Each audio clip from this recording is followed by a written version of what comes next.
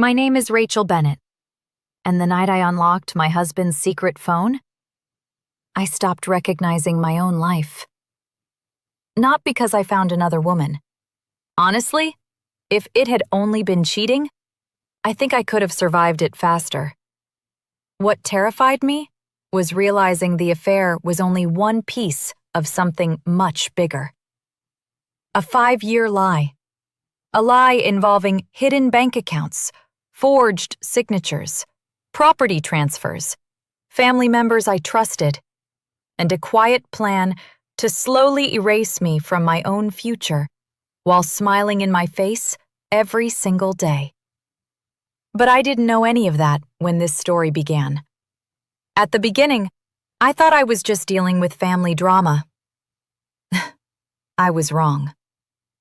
If you enjoy emotional, true-style stories about betrayal, hidden truth, manipulation, revenge, and quiet justice, subscribe now, because this story nearly destroyed me. And maybe telling it is the only reason I finally learned how to trust myself again. The humiliation happened in public. That's the part I still replay sometimes at night. It was my mother-in-law's 70th birthday dinner, a private room in an expensive restaurant downtown. Everyone was there. My husband Ethan, his younger sister Claire, his brother Michael and his wife, family friends, even business partners from Ethan's construction company. I remember spending 3 hours helping organize decorations for that dinner. 3 hours making centerpieces for people who were already lying to me. But I didn't know that yet. I only knew something felt wrong. The tension had been building for months. Conversations stopped when I entered rooms. Claire suddenly became cold toward me. My mother-in-law, Diane, kept making little comments disguised as jokes. Things like, "Some women don't understand business pressure," or, "A good wife supports her husband instead of questioning him." At first, I ignored it. Families go through phases. People get stressed. That's what I kept telling myself. Then, during dinner, Diane stood up to make a toast. At first, it sounded normal. She thanked everyone for coming, talked about family, love, loyalty. Then she looked directly at me and smiled. "Rachel has had a hard time lately," she said softly. The room became quiet instantly. "She worries too much." A few people laughed awkwardly. My stomach tightened. Then Diane continued. "But thankfully, Ethan has stayed patient through all her emotional episodes." Emotional episodes. That phrase hit me like ice water. Because suddenly, I understood something terrifying. They had been discussing me behind my back. Not privately, collectively. I looked at Ethan expecting him to defend me. Instead, he lowered his eyes. That silence humiliated me more than Diane's words ever could. Then Claire added quietly, "Stress changes people." More awkward laughter. And suddenly I realized everyone at that table saw me as unstable, difficult, paranoid. I remember sitting there smiling weakly while my chest burned.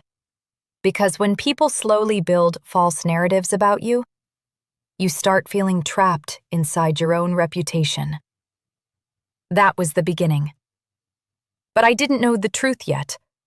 I only knew my husband was letting his family destroy me publicly. And honestly, that should have been enough warning. Ethan and I had been married 16 years. We had one daughter, a 12-year-old named Lily.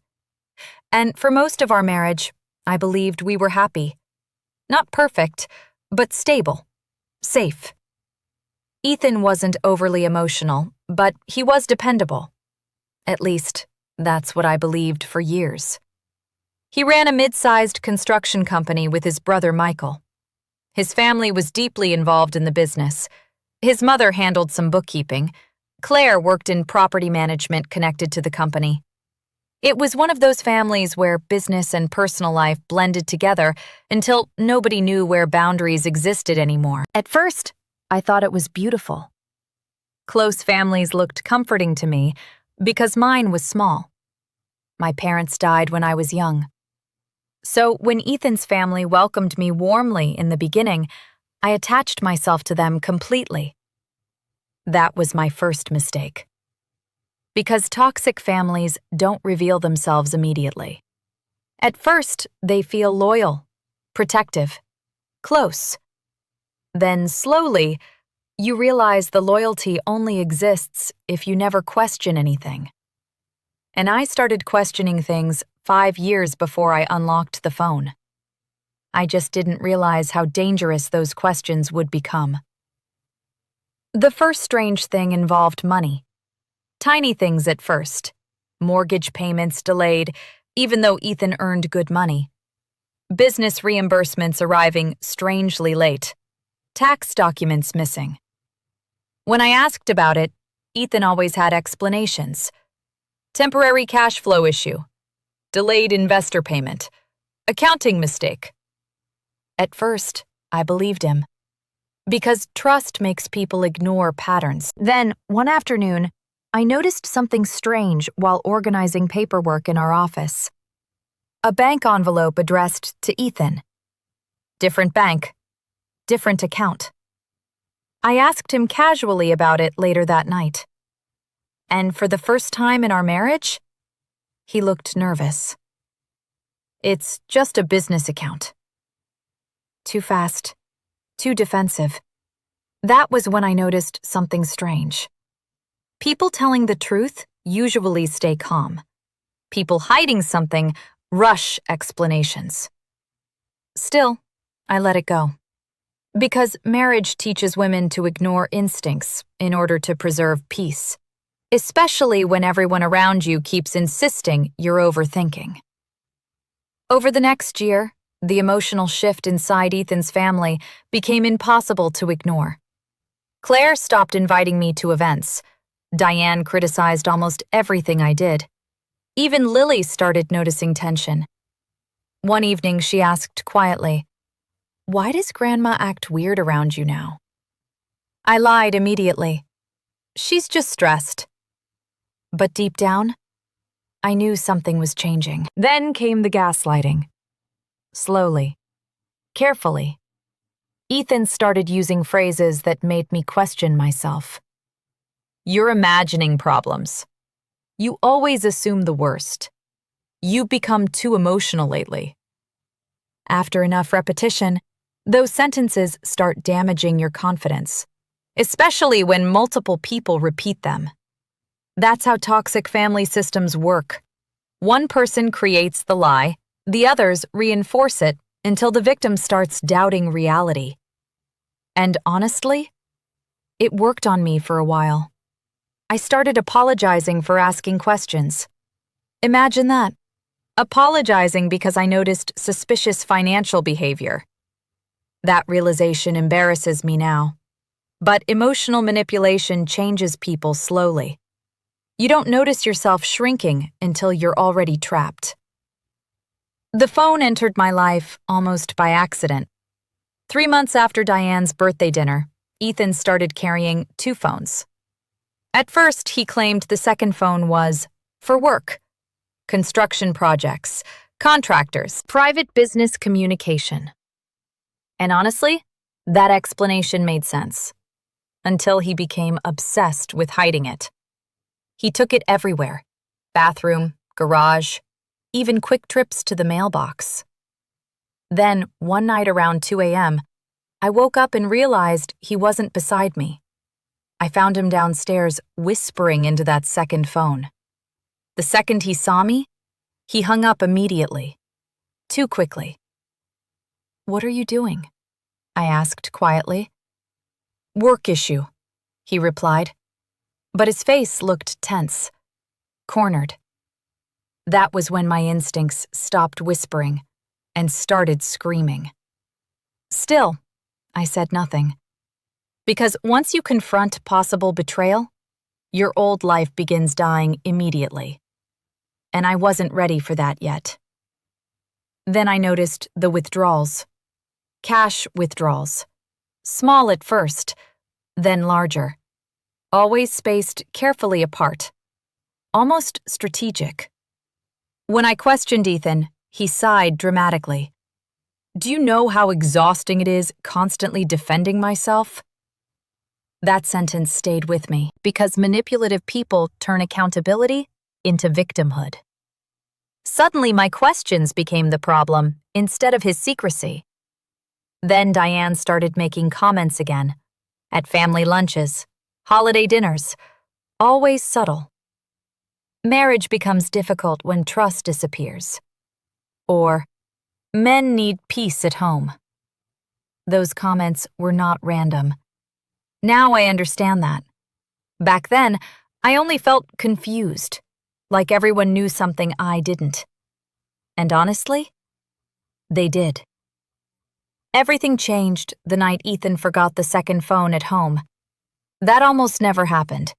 He had gone to meet Michael about a late project issue. I was cleaning the kitchen when I noticed the phone vibrating inside his jacket pocket. At first, I ignored it. Then it vibrated again, and again.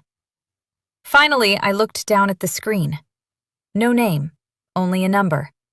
But the preview message froze my entire body. Did she sign the papers yet? Papers. Not message. Not affair language. Papers. Something inside me turned cold instantly. Then another message appeared. "You said Rachel wouldn't notice the transfer." Transfer. I remember staring at that screen while my hands physically shook. Because suddenly, this no longer felt like cheating. It felt organized, planned, dangerous. I wish I could say I immediately unlocked the phone. I didn't. I sat there for nearly 20 minutes, terrified of what I might find. Because deep down, I already knew whatever was inside would permanently destroy my marriage. Finally, I entered Ethan's birthday code, and the phone unlocked immediately. That moment changed my life forever. The first thing I saw wasn't another woman.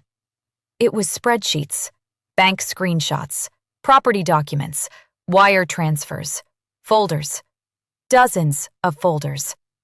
One labeled R Transfer, another labeled Property Timeline. Then I noticed something worse. A folder called Protection Strategy. That was the moment I realized this wasn't impulsive betrayal.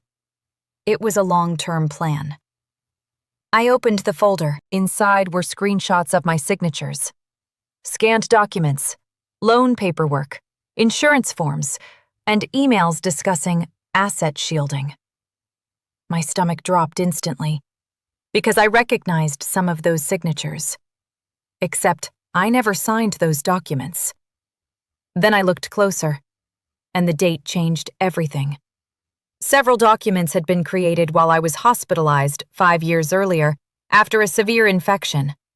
During the same period, Ethan handled all the paperwork while I recovered. That was the moment the timeline finally made sense. The late taxes, the hidden accounts, the gaslighting, the family tension. I thought it was just family drama. I was wrong. They had been quietly moving assets around me for years, and suddenly every interaction from the past 5 years looked different. Every criticism, every accusation, every attempt to make me feel unstable. It wasn't emotional dysfunction. It was strategy. Then I opened the messages. And honestly, I almost stopped breathing. The conversations were mostly between Ethan, Michael, Claire, and Diane. Group discussions. About me, about money, about property. One message from Claire said, "She notices too much lately." Diane replied, "Then make her feel emotional again." Emotional again.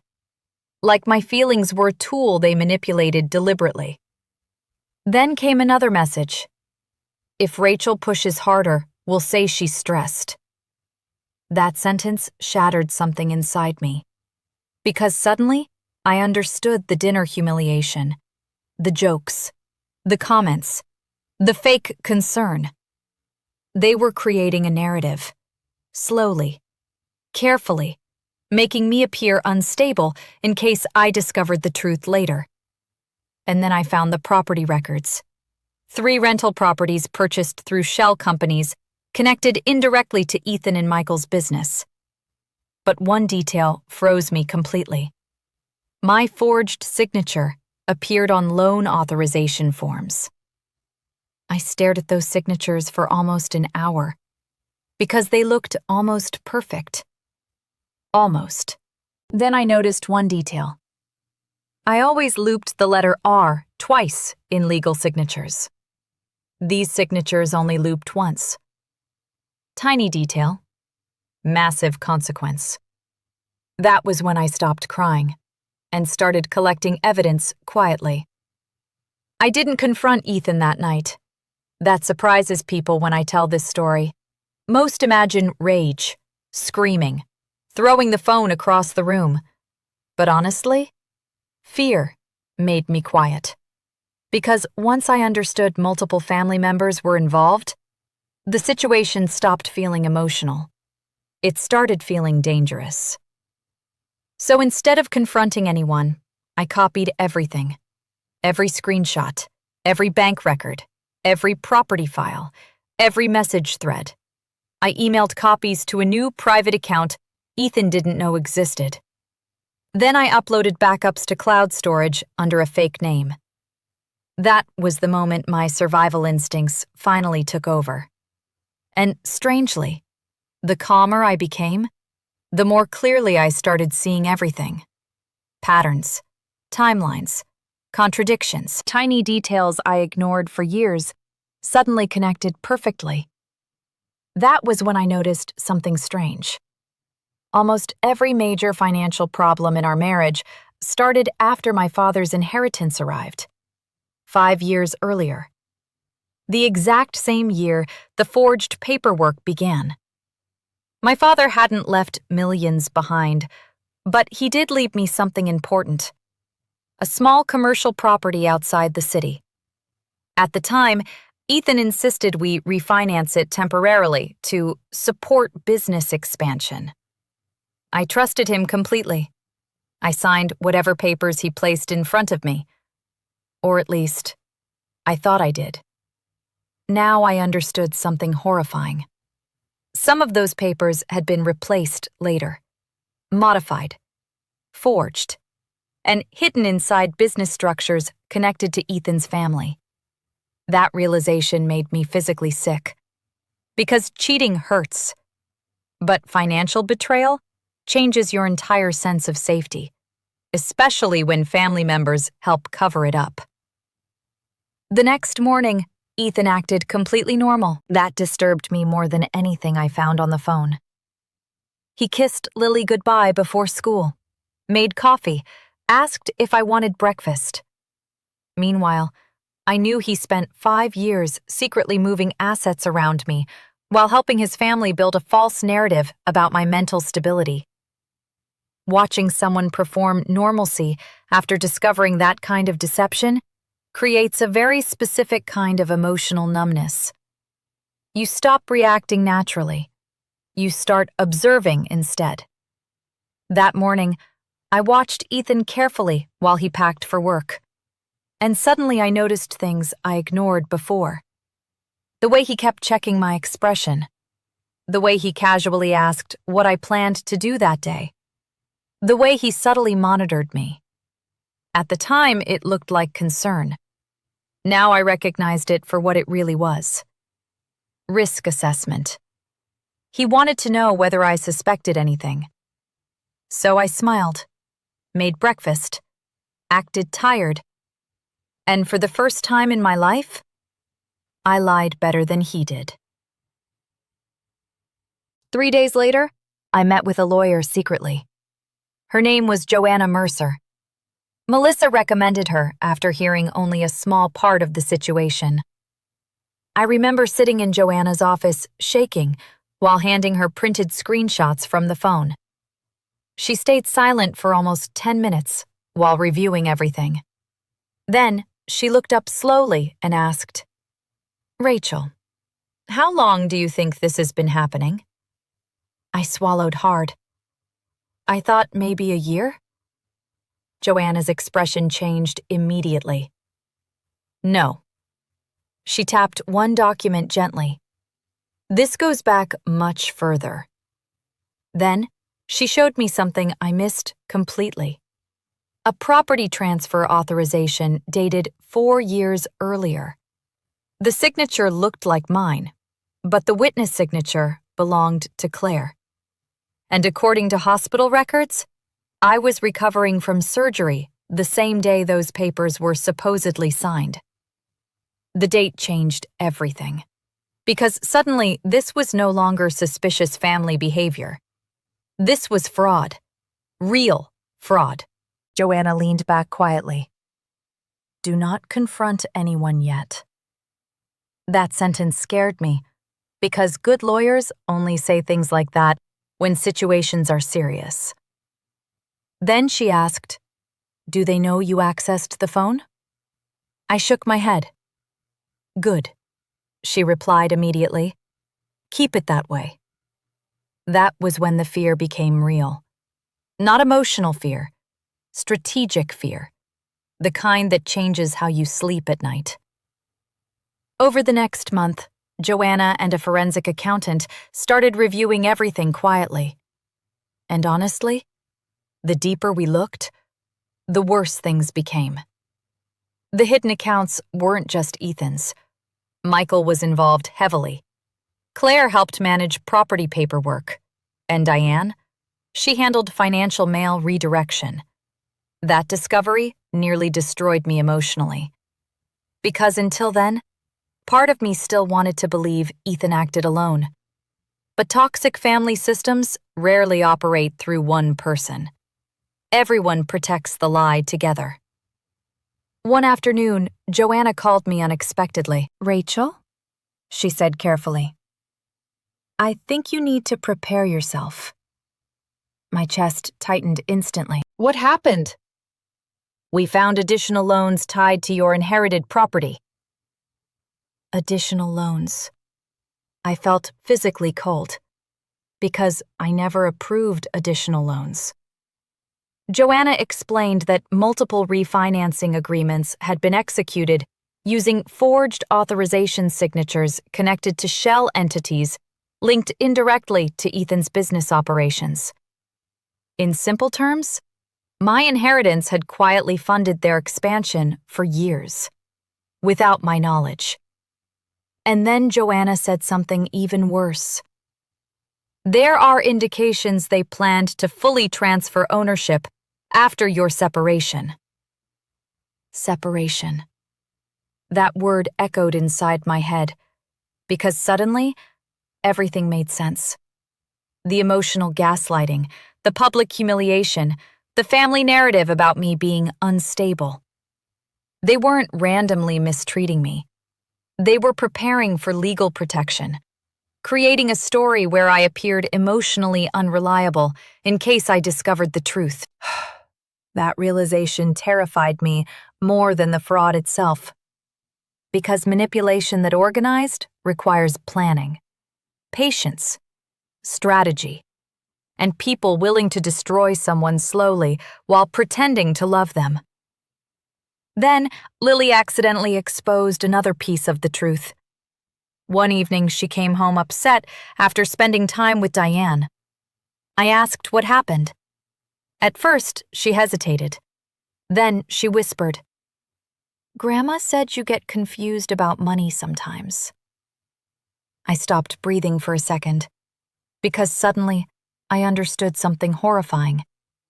They weren't only building narratives around adults. They were feeding those lies to my daughter, too. Carefully, slowly, poisoning trust inside my own family. I hugged Lily tightly and asked calmly, "Has Grandma said things like that before?" Lily nodded slowly. sometimes. That moment nearly broke me emotionally, because betrayal becomes unbearable when it reaches your child. And honestly, that was the moment my sadness started transforming into anger. Quiet anger. Focused anger. The dangerous kind. A week later, Ethan made a mistake. And that mistake changed everything. He left the second phone charging in the garage while showering upstairs. I already copied most of the important files earlier, but something told me to look again. So I did. This time, I searched specific keywords.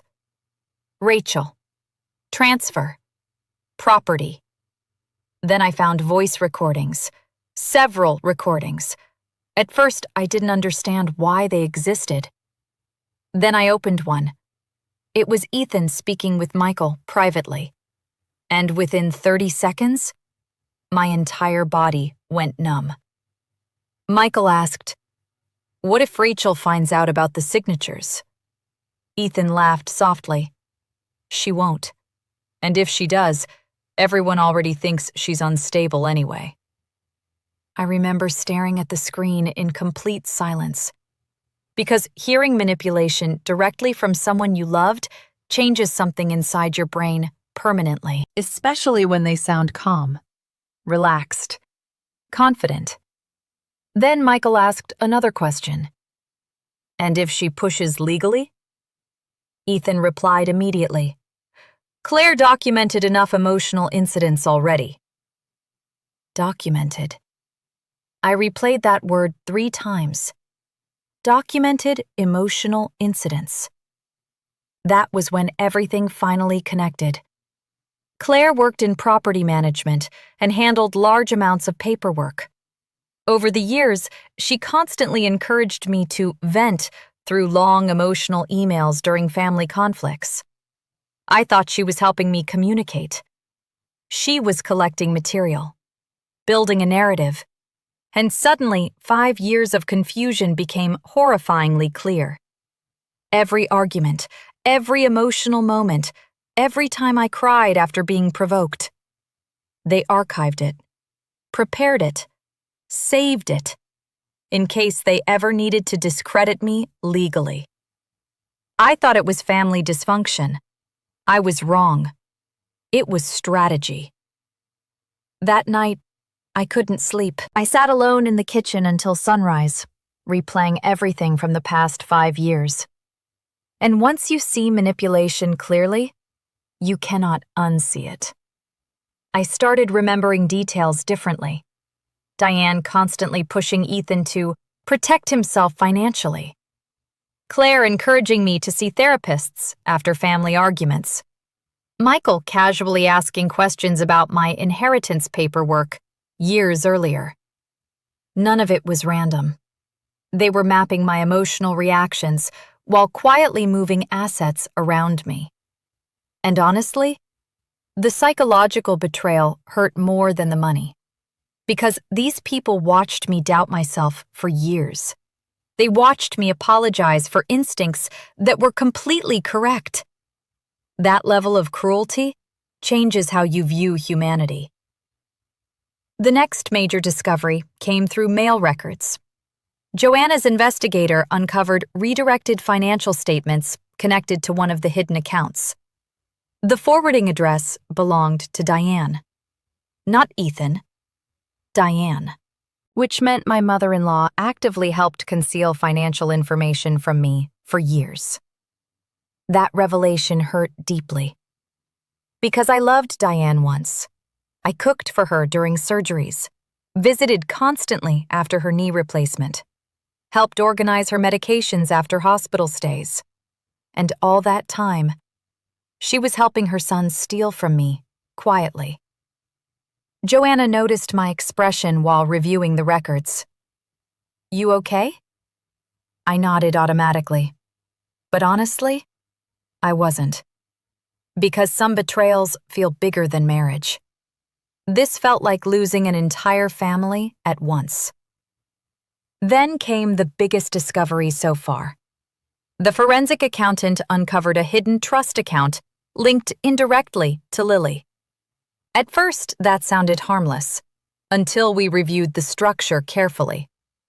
The trust positioned Ethan as sole controlling authority if I became financially unstable or medically impaired.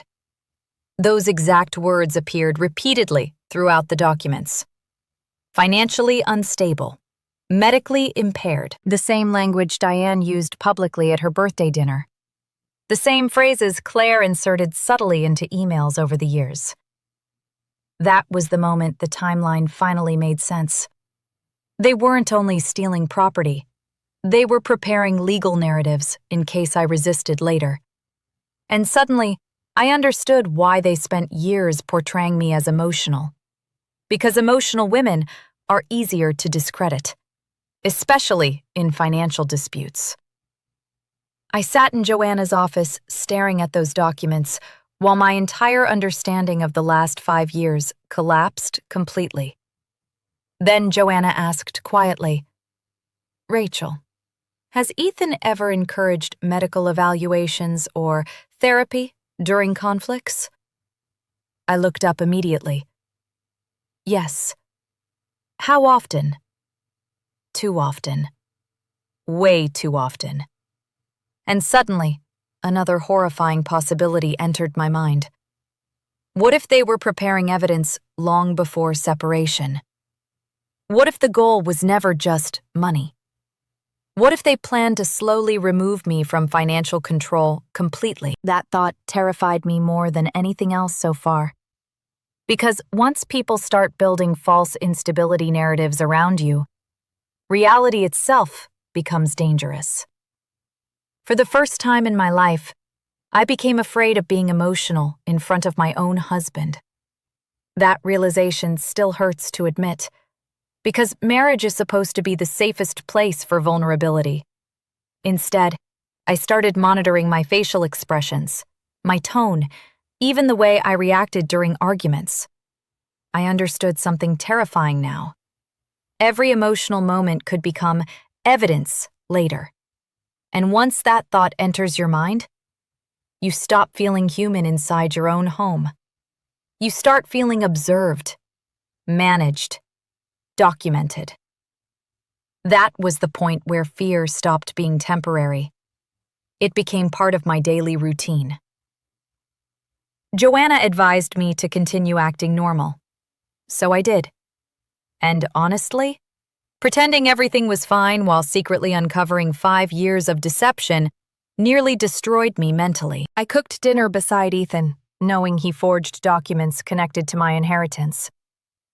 I sat through family lunches while Diane smiled warmly at Lily after secretly helping redirect financial statements for years. I listened to Claire complain about dishonest people while knowing she archived emotional emails to help build false narratives against me. The emotional exhaustion became unbearable. But the deeper truth was even worse. The manipulation wasn't chaotic. It was organized. Every person played a role, and once I understood that, I stopped seeing it as family dysfunction. It was an operation. A quiet one, built slowly over years. Then I discovered the affair. And strangely, it almost felt small compared to everything else. I found it buried inside deleted message archives from Ethan's second phone. A woman named Natalie. At first, I thought she was just another contact. Then I opened the conversations. The messages went back almost 4 years. Hotel receipts, photos, travel plans, private jokes. And one sentence made my stomach drop instantly. She still believes the business debt story. Business debt story. That was when I noticed something strange. Many of the financial struggles Ethan used to justify refinancing and hidden transfers happened during expensive trips with Natalie. Luxury hotels, beach vacations, private rentals. While I believed we were under financial pressure, He was spending money on another life entirely. And suddenly, everything connected again. The late meetings, the hidden cash withdrawals, the second phone, the missing funds. I thought I was uncovering one betrayal. I was uncovering layers. Then I looked closer. Natalie wasn't random. She worked for a real estate investment group connected indirectly to Michael's development projects. That was the moment the timeline finally made sense. The affair wasn't separate from the financial manipulation. It existed inside it. And honestly, that realization made me physically sick because my marriage hadn't slowly collapsed by accident. People were benefiting from its destruction. A week later, Joanna uncovered something even worse. One of the forged signatures appeared on a life insurance modification form.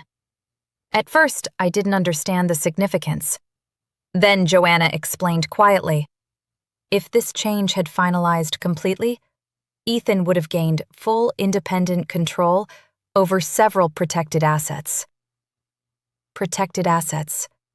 The same inheritance-linked structures they spent years repositioning quietly. Then she pointed toward another detail. The witness signature belonged to Claire again. Claire. Not a random employee, not a stranger. My sister-in-law. The woman who hugged me at Christmas while secretly helping forge financial documents behind my back. I remember staring at that page so long, my vision blurred. Because eventually, betrayal becomes difficult for the brain to process emotionally. There are simply too many lies, too many layers, too many moments that suddenly look different in hindsight. Then Joanna said something that truly frightened me. Rachel, I think they expected you to break emotionally much earlier. I looked up slowly. What do you mean? She paused carefully. The narrative around your emotional instability appears heavily prepared. Prepared. That word echoed inside my chest, because suddenly every family argument from the last 5 years looked staged differently. Diane provoking me during holidays, Claire encouraging emotional email conversations, Ethan constantly suggesting therapy whenever I questioned finances. Not because they cared about my well-being, because they were building records. And once you understand people are quietly documenting your reactions, you realize how dangerous manipulation can become inside families. Then came the dinner invitation. And honestly, that dinner changed everything. Diane invited everyone over for Sunday dinner to reconnect. The second I heard those words, I knew something was wrong. Toxic families always push forced togetherness when they feel control slipping. Joanna advised me to attend. Observe, she said quietly. Don't react. So I went. And from the second I entered Diane's house, I felt tension everywhere. Claire avoided eye contact. Michael looked nervous. Ethan kept watching me carefully, like he was trying to measure whether I knew something. Dinner felt painfully artificial. Too polite, too controlled. Then, halfway through dessert, Diane finally spoke. Rachel, she said softly, we're worried about you. There it was. The narrative again. I stayed calm. Why? Diane exchanged a quick glance with Claire before answering. You've seemed emotionally overwhelmed lately. Emotionally overwhelmed. The exact language from the trust documents. That moment almost made me lose composure, because hearing legal wording repeated casually at family dinner exposed how coordinated everything truly was. Then Claire added gently, we think maybe you should step back from financial stress for a while. Financial stress. Again, same language, same strategy. And suddenly I realized something horrifying. They were testing me, watching my reaction carefully, trying to see whether I would become emotional enough to reinforce their narrative. But this time, I stayed calm. Completely calm. And for the first time all evening, they looked uncomfortable instead of me. That was when I understood something important. Manipulators depend on emotional reactions. The moment you stop reacting predictably, they lose rhythm. Then, Michael accidentally made a mistake. A small one, but devastating. He looked at Ethan and asked, "Did the lawyer finish the transfer issue?" The room froze instantly. Too late. He realized what he said immediately. Then Diane interrupted awkwardly. "Michael means the business transfer." Business transfer. Right. Except everyone at that table suddenly looked terrified. That was the moment I knew Joanna was right. Something much larger was happening behind the scenes. That night after dinner, Ethan became strangely affectionate, touching my shoulder, asking if I was okay, making tea, watching me constantly. And suddenly I understood why. He was nervous. He sensed control shifting. Then, around midnight, he finally asked carefully, "Have you been talking to anyone about our finances?" There it was. The real fear. Not our marriage, not emotional distance. Finances. I forced myself to stay calm.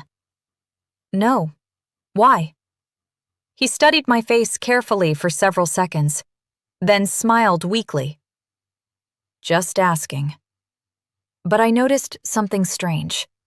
His hands were shaking slightly, and for the first time in years, I realized Ethan was afraid of me.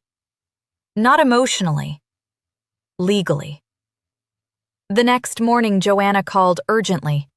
"Rachel, we need to move faster." My chest tightened instantly. What happened? "One of the hidden accounts was emptied overnight." I stopped breathing for a second. "How much?" "Almost $200,000. $200,000. Joanna believed they suspected legal exposure, which meant one terrifying possibility. Someone knew I was investigating. That realization changed everything. Because until then, I still believed I had time. Now suddenly I understood the situation could escalate quickly. Then Joanna told me something even worse. Several property-related emails had been deleted from company servers during the night. Deleted. Which meant evidence destruction had already started. That was when survival mode fully activated inside me. No more hesitation, no more emotional denial.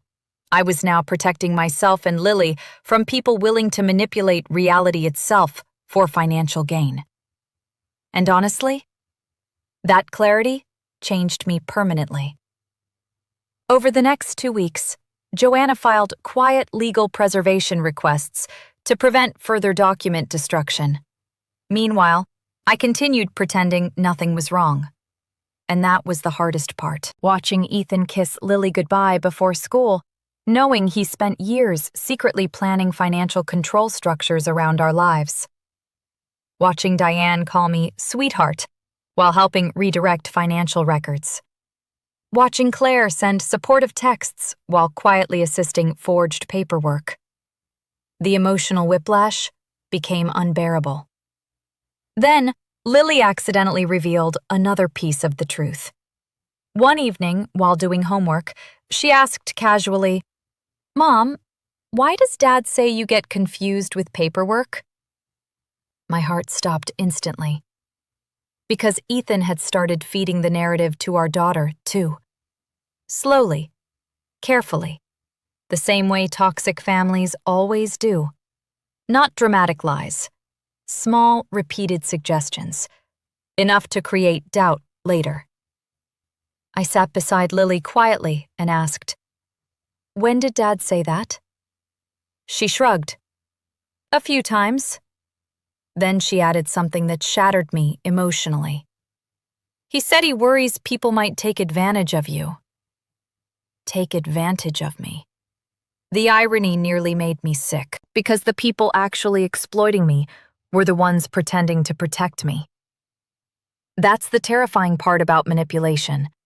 The abusers often present themselves as caretakers, and the longer it continues, the harder it becomes for outsiders to recognize the truth. Then Joanna uncovered the final major piece. And honestly, it still terrifies me when I think about it. 5 years earlier, during my hospitalization, Ethan attempted to add temporary authorization language connected to medical decision-making and financial oversight. At first glance, the paperwork looked routine. Emergency precaution documents. But then Joanna looked closer, and the wording changed everything. The clauses expanded authority far beyond temporary emergency management. If fully activated later, Ethan could potentially argue legal grounds for expanded financial control tied to emotional instability concerns. The same phrases appearing repeatedly for years. That was the moment the timeline finally made horrifying sense. The forged paperwork, the emotional narrative, the family pressure, the gaslighting, the therapy suggestions, the public humiliation. They weren't random toxic behaviors. They were groundwork. 5 years of groundwork. And suddenly, I understood something terrifying. The affair wasn't the worst betrayal. The worst betrayal was realizing people spent years quietly preparing to erase my credibility while smiling in my face every day. That realization nearly broke me completely, but instead, it made me calm. Very calm. And calm women with evidence become dangerous to people built on lies. The strangest thing about uncovering betrayal slowly is that eventually your fear disappears. Not because the situation becomes less terrifying, because your brain finally stops fighting reality. And once I accepted the truth completely, I became emotionally different. Calmer, sharper, harder to manipulate. That change frightened Ethan immediately. He noticed it before anyone else. I stopped defending myself during arguments, stopped reacting emotionally to Diane's comments, stopped explaining myself. And toxic people become deeply uncomfortable when they lose emotional access to you, especially after years of controlling your reactions. One evening, Ethan looked at me across the kitchen and asked carefully, "Why have you been acting so distant lately?" The irony almost made me laugh. For 5 years, they quietly built legal and financial strategies around removing my control over my own life. And now he wanted emotional reassurance. I looked at him calmly and answered, "I'm tired." That was technically true. I was exhausted. Not physically, existentially. Because once you realize people you trusted manipulated your reality for years, your nervous system never fully relaxes again. Joanna advised me to wait before confronting anyone directly. "We need the timeline complete," she said. So that became my focus. The timeline.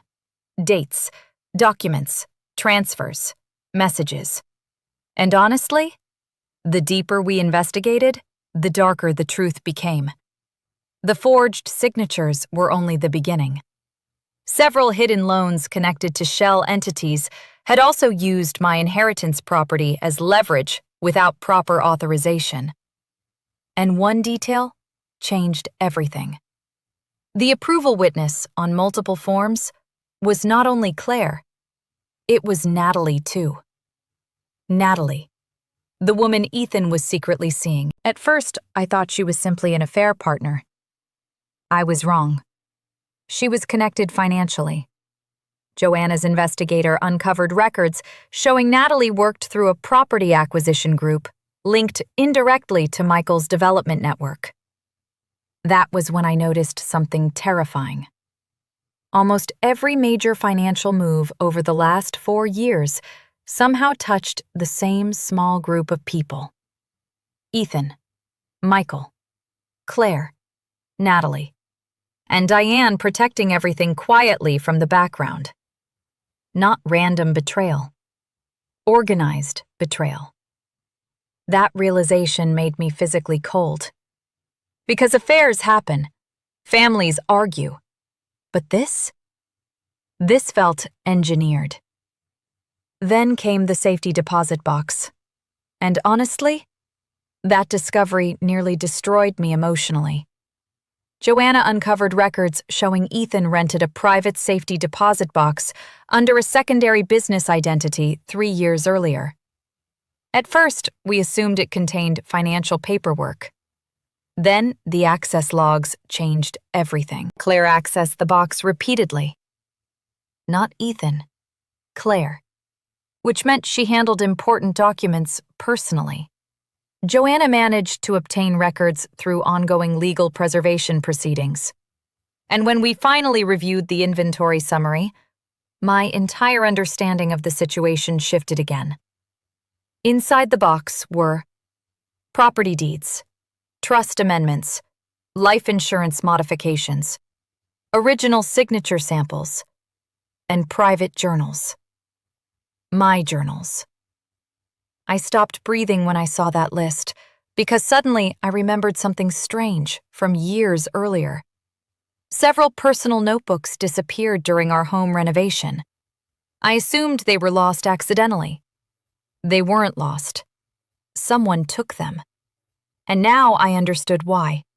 Signature replication, emotional documentation, narrative building. That was the moment I realized how deeply they studied me. My handwriting, my emotional patterns, my reactions. I thought it was family dysfunction. I was wrong. They were preparing for future control. And honestly, that realization scared me more than the money ever did. Because financial fraud can be fixed eventually. Psychological betrayal changes your ability to trust permanently. Then, Lily accidentally exposed another horrifying detail. One evening, she mentioned Claire had asked strange questions recently. At first, I stayed calm. What kind of questions? Lily shrugged. Just stuff about whether you forget things sometimes. Forget things. My chest tightened instantly, because now I understood the narrative had expanded beyond finances. Claire was quietly planting ideas around memory and emotional reliability, even with my daughter. Carefully, subtly. The same way manipulation always spreads inside toxic systems. Small suggestions repeated over time, enough to shape perception later. I sat there listening to Lily speak while something inside me hardened permanently. Because involving my child crossed a line I could never forgive. Then Lily said something that nearly made me cry. I told her, "You remember everything." That sentence broke me emotionally. Because my daughter protected me without even realizing what she was protecting me from. And suddenly, I understood something important. No matter how carefully toxic people build false narratives, truth still leaks through human behavior eventually. Especially to children. Children notice far more than adults realize. A week later, Ethan panicked. And panic makes careless people dangerous. I came home from grocery shopping and found him inside our office, going through filing cabinets aggressively. The second he saw me, he froze. Too quickly. "What are you looking for?" I asked calmly. "Tax records." Lie. His face looked pale, anxious, cornered. Then I noticed something strange. One folder sat open beside him. Inside were old medical records from my hospitalization 5 years earlier. That was the moment my fear became certainty. He wasn't only protecting financial fraud anymore. He was protecting the instability narrative too. And suddenly, everything made horrifying sense. The therapy suggestions, the emotional documentation, the comments about stress, the concern over my confusion. It was groundwork. 5 years of groundwork. I stood there quietly while Ethan watched my face carefully, waiting, testing whether I knew. But this time, I didn't react emotionally. I simply smiled slightly and walked away. And honestly, that frightened him more than anger ever could. Because manipulators survive through emotional predictability. The moment you become unreadable, they lose control. That night, Ethan barely slept. I heard him pacing downstairs until almost sunrise. Then, around 3 a.m., Joanna texted me urgently. "Do not leave important documents at home anymore." My stomach tightened instantly. Why would she send that at 3 a.m.? Then she called. "Rachel," she said quietly. "Someone attempted to access your private cloud backups." I stopped breathing for a second. "How?" "We're still investigating, but assume they suspect something." That changed everything immediately. Because until then, I still believed I was uncovering secrets quietly. Now I understood something terrifying. They knew control was slipping, and desperate people become unpredictable. Joanna advised me to move sensitive evidence immediately. The next morning, while Ethan left for work, I removed every important document from the house. Bank records, screenshots, backups, legal correspondence, everything. I stored copies in secure legal custody through Joanna's office. And honestly, that was the first time in months I felt slightly safe again. Because evidence creates protection, especially when manipulative people depend on controlling narratives. Then came the email. The one that changed the entire case. Joanna's forensic investigator recovered deleted correspondence between Michael and a private financial consultant. At first, the emails looked technical: business restructuring, asset protection, investment language. Then I looked closer. One sentence made my blood run cold. Rachel's emotional profile remains favorable for future transition. Emotional profile. Like I was a legal obstacle being monitored psychologically. Then came another line. Medical documentation may become useful if resistance increases. Medical documentation. That was the moment everything finally became horrifyingly clear. They weren't only preparing for financial control. They were preparing to discredit me entirely, if necessary. And suddenly I understood why Ethan encouraged therapy so aggressively over the years, whenever conflicts happened. Not because he cared about my mental health. Because documented emotional distress could later support their narrative. I sat in Joanna's office, staring at those emails, while my entire body went numb. Then Joanna asked quietly, "Rachel, has Ethan ever tried encouraging medication during stressful periods?" I looked up slowly. Yes. Too many times. And suddenly, another terrifying possibility entered my mind. What if they spent years preparing legal language around instability long before separation was ever discussed? That thought changed something inside me permanently. Because once people start weaponizing your emotional well-being strategically, love no longer exists in that relationship. Only control. The confrontation finally happened 2 weeks later. Not dramatic, not explosive. Quiet, which honestly made it more painful. Ethan came home unusually early, sat across from me at the kitchen table, and said softly, I feel like you don't trust me anymore. I stared at him for several seconds, because the sentence itself felt surreal.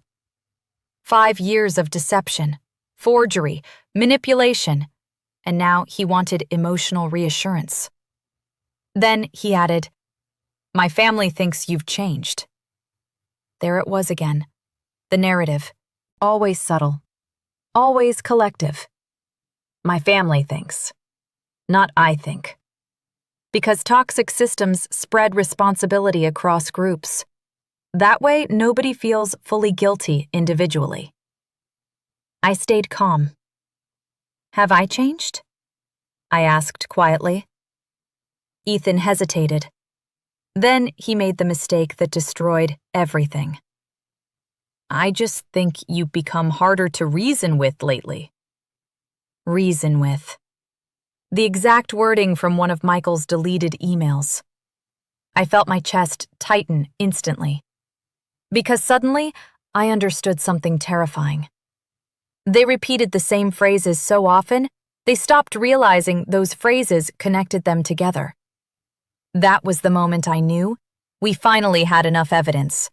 Not just financial proof, pattern proof, narrative proof, psychological coordination. And honestly, that realization brought unexpected peace. Because for the first time in 5 years, I knew I wasn't crazy. I was targeted. There's a huge difference between those two things, and understanding that difference saved my life emotionally. The final legal preparation stage moved quickly after that. Joanna assembled everything carefully. Forged signatures, property transfers, mail redirection, deleted emails, voice recordings, financial concealment, narrative coordination, medical language patterns. The evidence no longer looked like isolated family conflict. It looked systematic. And that terrified Ethan once his attorney finally reviewed the full exposure risk. Settlement discussions changed overnight. Suddenly, he wanted privacy, resolution, compromise. Not because he felt guilty, because evidence removed his ability to control the story anymore. And honestly, watching that shift taught me something important. Manipulative people rarely fear hurting others. They fear exposure, especially public exposure. Then Diane called me unexpectedly. First time in weeks. Her voice sounded softer than usual, almost fragile. "Rachel," she whispered. "Families shouldn't destroy each other this way." Families. Interesting word. Because families don't secretly forge signatures and build instability narratives around people they claim to love. I stayed quiet. Then Diane said something that still haunts me. We only wanted to protect Ethan. Protect him. From me. The woman who spent 16 years supporting their family financially and emotionally while they quietly prepared to erase my credibility. That sentence showed me the deepest truth of all. Toxic families will often justify unimaginable cruelty if they believe it protects their own, even when they destroy innocent people in the process. And honestly, that realization hurt more than the fraud itself, because it meant there was never going to be genuine accountability from them. Only self-preservation. So I answered calmly, "You protected him by helping him betray me." Silence. Then Diane started crying quietly. But strangely, I felt nothing. No anger, no satisfaction, just distance. Because eventually, betrayal exhausts emotions completely. And what replaces them is clarity. The final exposure happened quietly. No dramatic courtroom speech, no screaming, no movie-style confession. Just documents, dates, signatures, and people slowly realizing the truth could no longer be controlled. Honestly, that felt more devastating than any dramatic confrontation ever could. By the time formal legal proceedings fully began, Ethan looked exhausted constantly. Not heartbroken. Exhausted. Because lies require maintenance. And maintaining 5 years of coordinated deception across multiple people had finally become impossible. Especially once the evidence connected together chronologically. That was the key. The timeline. Joanna spent weeks organizing everything carefully by date. Property transfers, medical paperwork, email language, hidden accounts, mail forwarding records, deleted messages, voice recordings. At first, each piece looked isolated, but once arranged together, the pattern became horrifyingly clear. 5 years. 5 years of quiet preparation. That realization changed how everyone involved looked at Ethan's family. Even their own attorneys became visibly uncomfortable during negotiations. Because financial disputes happen. Family conflict happens. But coordinated psychological narrative building alongside forged documents? That disturbed people. Especially once the medical language surfaced repeatedly. The first major crack came from Claire. And honestly, I always suspected she would break first. People like Diane survive through emotional denial. People like Ethan survive through compartmentalization. But Claire? Claire needed approval constantly. And once pressure intensified, she started unraveling. At first, it appeared small. Conflicting statements, timeline inconsistencies. Then, Joanna discovered Claire privately contacted Natalie weeks earlier. The messages were tense, fearful. One line changed everything. If Rachel exposes the medical paperwork too, we're all finished.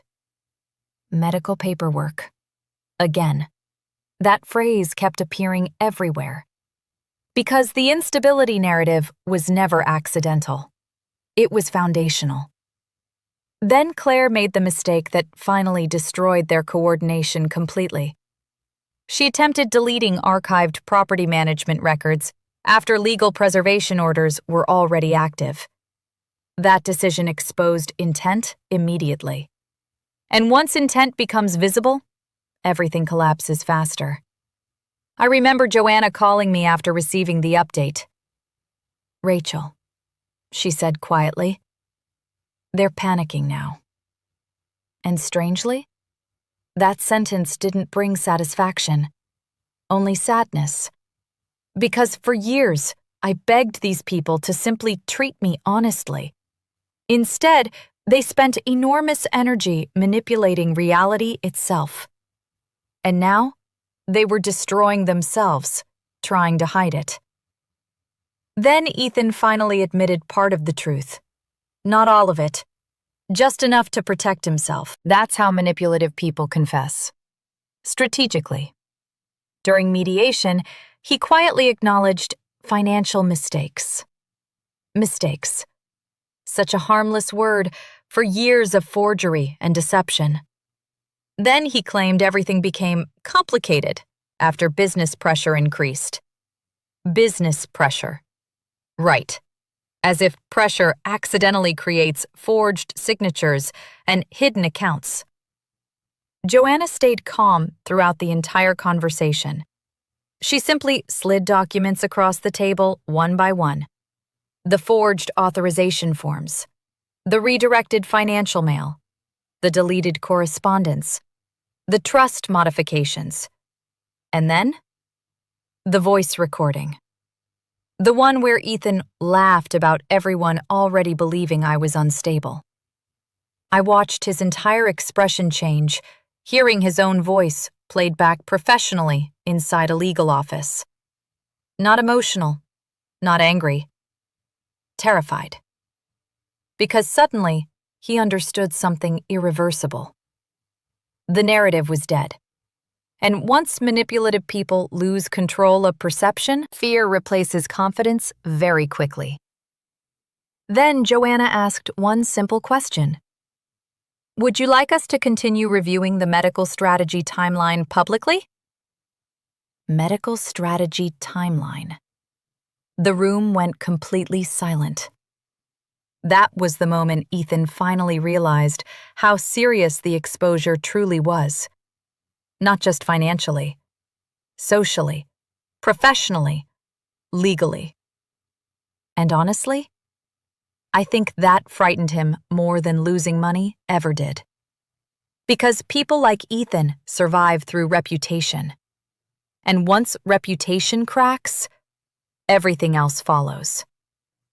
The final emotional confrontation happened 3 days later, at home, quietly. Lily was staying with a friend. The house felt painfully empty. Ethan sat across from me in the living room, looking older than I had ever seen him. And for a few minutes, neither of us spoke. Then, finally, he whispered, "It wasn't supposed to become this." That sentence almost made me laugh. Because betrayal always starts smaller than where it ends. One lie becomes another, then another, until eventually people stop recognizing themselves. I looked at him quietly and asked, "When did you first start planning this?" Ethan lowered his eyes immediately.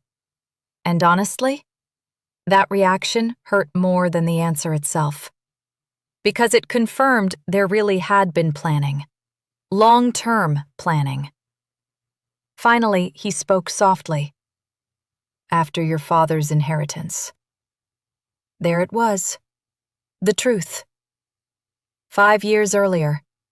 Exactly when the forged paperwork began. Then he added something that still haunts me. Michael said restructuring everything early would protect the business. Protect the business. I sat there staring at him while years of memories rearranged themselves inside my mind. Every argument, every gaslighting moment, every fake concern about my emotional state, all connected back to that decision. Then I asked the question that mattered most. And the instability narrative? Ethan's face changed instantly. For the first time all evening, he looked ashamed. Real shame. Not strategic regret. Actual shame. That went too far. He whispered. Too far. As if it accidentally happened. As if multiple adults somehow accidentally spent years building emotional doubt around me. Then, Ethan finally admitted something else. Diane pushed hardest for the narrative. She believed financial disputes became easier if emotional credibility weakened first. That sentence nearly made me physically sick. Because suddenly every interaction with Diane over the last 5 years became unbearable to remember. The fake concern, the little comments, the public humiliation, all intentional. Then Ethan whispered something that changed me permanently. "I never thought you'd actually uncover everything." That sentence revealed the deepest truth of all. They underestimated me completely. Not because I lacked intelligence, because years of emotional manipulation taught them to see me as weak, emotional, dependent. And honestly, that underestimation became my protection. Because manipulative people rarely prepare properly for victims who stop reacting emotionally and start collecting evidence quietly. The legal resolution happened 4 months later. And honestly, it felt emotionally anticlimactic after everything. No dramatic victory, no triumphant ending, just signed agreements, asset recovery, fraud exposure, financial restructuring. The forged documents invalidated major portions of Ethan's hidden transfers immediately. Several property holdings became legally vulnerable once the signature fraud surfaced. And the hidden accounts? Those created enormous problems once forensic tracing connected business funds improperly. Michael quietly resigned from several business positions within weeks. Claire disappeared from property management entirely. Natalie left the investment group shortly afterward. And Diane?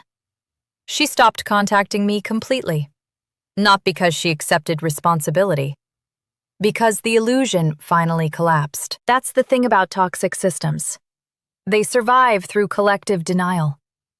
Once enough truth enters the room, everyone starts protecting themselves individually instead.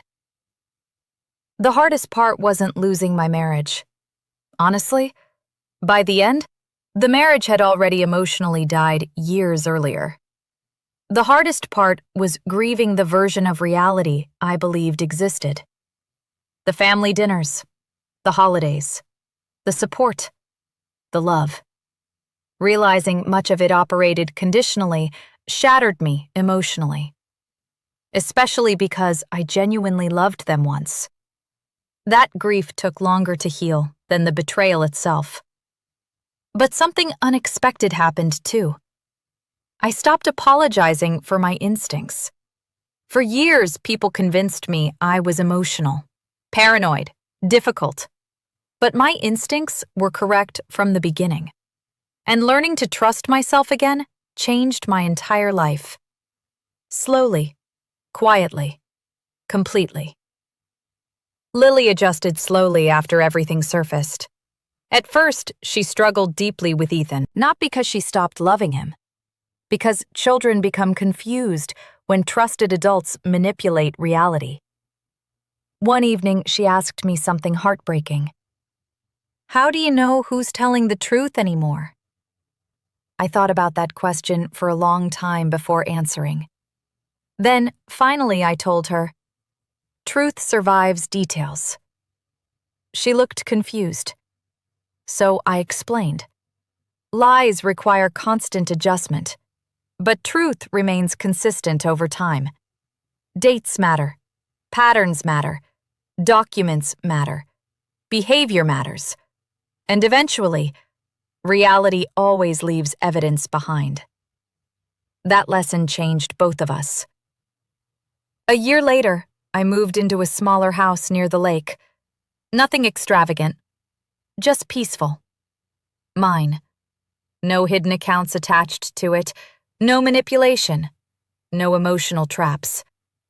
The first night there, I sat alone on the porch, listening to water move quietly in the dark. And for the first time in years, I felt safe. Not because someone promised honesty, because I finally trusted myself enough to recognize dishonesty early. That realization healed something inside me permanently. Sometimes people ask if I hate Ethan now. Honestly, no. Hate keeps emotional connections alive, and I spent too many years emotionally trapped inside other people's manipulations already. What I feel now is distance, boundaries, clarity, and, strangely, peace. But I'll never forget the moment I unlocked that second phone, because that single moment exposed far more than cheating. It exposed how dangerous quiet manipulation becomes when multiple people participate together. I thought I was dealing with family drama. I was wrong. I was surviving coordinated betrayal. And honestly, recognizing that truth saved my life emotionally. If this story hit you, subscribe and tell me in the comments, would you have exposed the truth too?